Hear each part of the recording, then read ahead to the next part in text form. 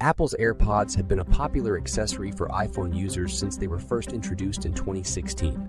But did you know that there is a hidden feature that allows you to use your AirPods as a makeshift hearing aid?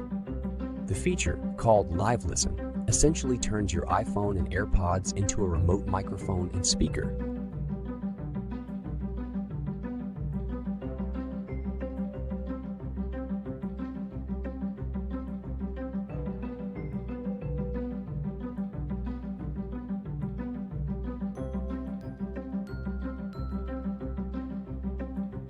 It works by picking up sound from your surroundings through your iPhone's microphone and then playing it back to you in your AirPods. To enable Live Listen on your iPhone, you first need to add it to your control center. To do this, go to Settings, Control Center, Customize Control Center, and then tap the green plus sign next to Hearing.